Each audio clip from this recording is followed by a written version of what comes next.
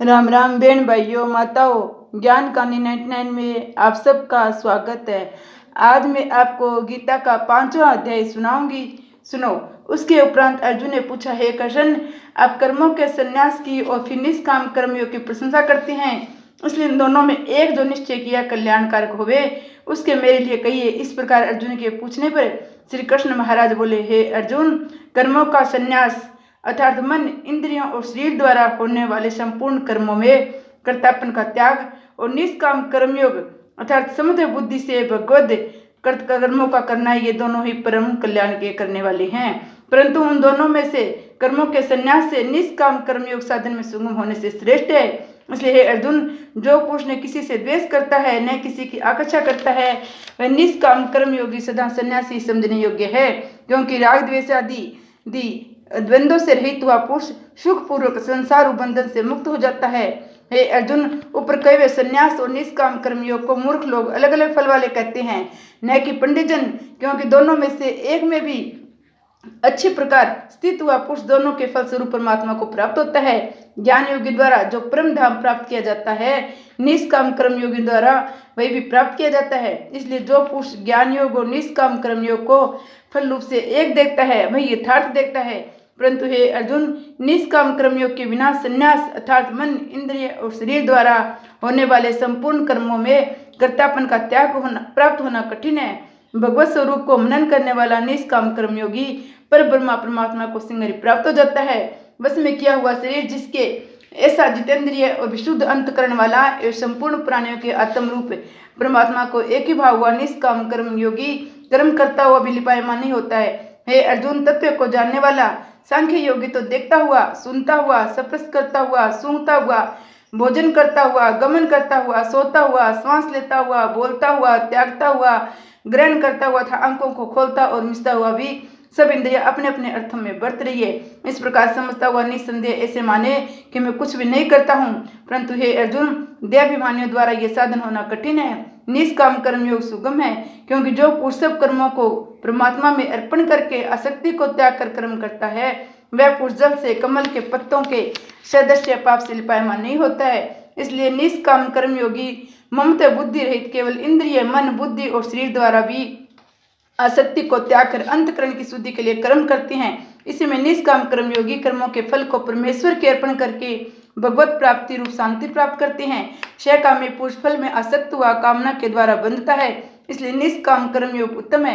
हे अर्जुन, वश में है अंतकरण जिसके ऐसा सांख्य योग का आचरण करने वाले पुरुष तो निसंदेह न करता हुआ और न करवाता हुआ 9 द्वारों वाले शरीर रूप घर में सब कर्मों को मन से त्याग कर अर्थात इंद्रियों के अर्थों में बढ़ते हैं। ऐसे मानता हुआ आनंद पूर्वक संचिदानंद घन परमात्मा के स्वरूप में स्थित रहता है। परमेश्वर भी भूत प्राणियों के न कर्तापन को, न कर्मों को था, न कर्मों के फल को, संयोग को वास्तव में रचता है, किंतु परमात्मा के सकाश से प्रकृति ही बढ़ती है अर्थात गुण ही गुणों में बढ़त रहे हैं।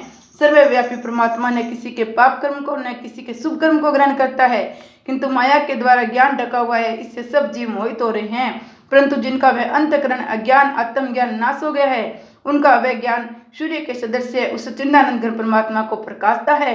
और हे अर्जुन, तद्रूप बुद्धि जिनकी था तद्रूप है मन जिनका और उस सच्चिदानंद घन परमात्मा में ही है।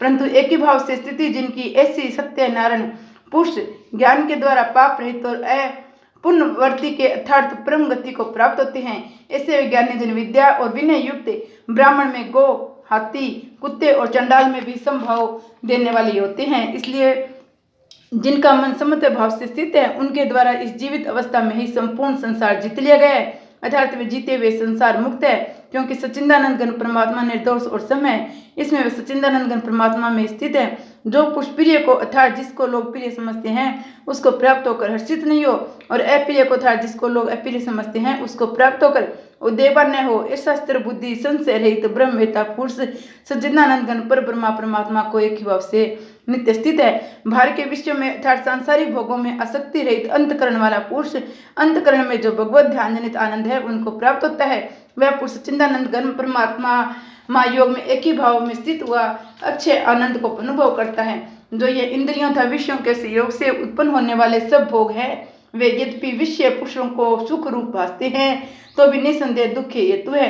आदि अंत वाले अर्थात अनित्य है। इसलिए हे अर्जुन, बुद्धिमान विवेकी पुरुष उनमें नहीं रमता। जो मनुष्य शरीर के नाश होने से पहले ही काम और क्रोध से उत्पन्न हुए वे को सहन करने में समर्थ है, अर्थात काम क्रोध को जिसने सदा के लिए जीत लिया है वह मनुष्य इस लोक में योगी है, वही सुखी है। जो पुरुष निश्चय करके अंतरात्मा में ही सुख वाला है, आत्मा में ही आराम वाला था, आत्मा में ज्ञान वाला है, ऐसा वह सच्चिदानंद परमात्मा के साथ एक ही भाव हुआ सांख्य योगी शांत ब्रह्मा को प्राप्त होता है। नाश हो गया सब पाप जिनके था, ज्ञान करके निवृत्त हो गया है संशय जिनका, संपूर्ण भूत प्राणियों के हित में है, रति जिनके एकाग्र हुआ है भगवान के चित्त में जिनका ध्यान ऐश ब्रह्मवेत्ता पुरुष शांत परब्रह्मा को प्राप्त होते हैं। काम क्रोध से रहित जीते हुए चित्त वाले परब्रह्मा परमात्मा का साक्षात्कार किए ज्ञानी पुरुषों के लिए सब ओर से शांत परब्रह्मा परमात्मा ही प्राप्त है। अर्जुन, भार के विषय भोगों को न चिंतन करता हुआ भारी त्याग कर नेत्रों की दृष्टि को भ्रकुटी के बीच में स्थित करके था नासिका में विचरने वाले प्राण और अपान वायु को सम करके जीती हुई इंद्रियां मन बुद्धि दी जिसकी ऐसा जो मोक्ष प्राण मुनि इच्छा हो भय और क्रोध से रहता है वह सदा मुक्त है। और हे अर्जुन, मेरा भक्त मेरे को यज्ञ और तपों को भोगने वाले संपूर्ण लोगों का ईश्वरों का विधान और संपूर्ण भूत प्राणियों का सुहृदय अर्थात स्वार्थ रहित प्रेमी ऐसा तत्व से जानकर शांति को प्राप्त होता है। सच्चिदानंद घन परिपूर्ण शांत ब्रह्मा के सिवा उसकी दृष्टि से और कुछ भी नहीं रहता, केवल वासुदेव वासुदेव ही रह जाता है। श्री विष्णु भगवान की जय। अध्याय खत्म। 5वें अध्याय का महत्व। श्री भगवान कहते हैं, देवी अब सब लोगों द्वारा सम्मानित 5वें अध्याय का महत्व में संक्षेप से बतलाता हूँ, सावधान होकर सुनो। मध्य प्रदेश में पुरुतकोश्वर नामक एक नगर है, उसमें पिंगल नामक एक ब्राह्मण रहता था। वेद पाठी ब्राह्मणों के विख्यात वंश में जो सर्वथा निष्कलंक था उत्पन्न हुआ था, किंतु अपने कुल के लिए उचित वेद शास्त्रों को स्वाध्याय को छोड़कर ढोल आदि बजाते हुए उसने नाच गाने में मन लगाया। गीत नृत्य और बाजा बजाने की कला में परिश्रम करके पिंगल ने बड़ी प्रसिद्धि प्राप्त कर ली। उसी से उसका राजभवन में भी प्रवेश हो गया। अब वह राजा के साथ रहने लगा, प्राय स्त्रियों को बुला बुलाकर उनका उपभोग करने लगा। स्त्रियों के सिवा और कहीं उसका मन नहीं लगता था। धीरे धीरे अभिमान बढ़ जाने से उछल होकर एकांत में राजा से दूसरों के दोष लाने लगा। पिंगल की एक स्त्री थी जिसका नाम था अरुणा। वह नीच कुल में उत्पन्न हुई थी और कामी पुरुषों के साथ विहार करने की इच्छा से सदा उन्हीं की खोज में घुमा करती थी। उसने पति को अपने मार्ग का कंटक समझकर एक दिन आधी रात के घर में भीतर ही उसका सिर काटकर मार डाला, उसकी लाश को जमीन में गाड़ दिया। इस प्रकार प्राणों से वियुक्त होने पर वह यमलोक में पहुंचा और भीषण नरकों का उपभोग करके निर्जन वन में गीत हुआ। अरुणा भी गंधर रोग से अपने सुंदर शरीर को त्याग कर घोर नरक भोगने के पश्चात उसी वन में सुखी हुई। एक दिन वह दाना चुगने की इच्छा से इधर उधर फुदक रही थी। इतने में उस गिद्ध ने पूरे जन्म के बेर का स्मरण करके उसे अपने तीखे नखों से फाड़ डाला। सुखी घायल होकर पानी से भरी मनुष्य के खोपड़े में गिरी। गिद्ध पुनः उसकी ओर झपटा। इतने में ही जाल फैलाने वाले बैले ने उसे बाणों का निशाना बनाया। उसकी पूरे जन्म की पत्नी सुखी उसी खोपड़ी के जल में डूबकर प्राण त्याग चुकी थी। फिर क्रूर पक्षी भी उसी में गिरकर डूब गया। तब यमराज के दूत उन दोनों को यमराज के लोक में ले गए। वहां अपने पूर्व कृत पाप कर्म को याद करके दोनों ही भयभीत हो रहे थे। तदनंतर यमराज ने जब उनके घृणित कर्मों का दृष्टिपात किया तब उन्हें मालूम हुआ कि मृत्यु के पश्चात एक समात खोपड़ी के जल में स्नान करने से इन दोनों के पाप नष्ट हो चुके हैं। तब उन्होंने उन दोनों को मनवांछित लोक में जाने की आज्ञा दी। ये सुनकर अपने पाप को याद करते हुए वे दोनों बड़े विस्मय में पड़े और पास जाकर धर्मराज जी के चरणों में गिरकर पूछने लगे, भगवान, हम दोनों ने पूर्व जन्म में अत्यंत घृणित पाप का संचय किया है, फिर हमें मनवांछित लोकों में भेजने का क्या कारण है, बताइए। यमराज ने कहा, गंगा के किनारे वट नामक एक उत्तम ब्रह्म ज्ञानी रहते थे। वे एकांत सेवी ममता रिक्त शांत वृत्त और किसी के भी द्वेष में न रखने वाले थे। प्रतिदिन गीता के 5वें अध्याय का जप करना उनका सदा का नियम था।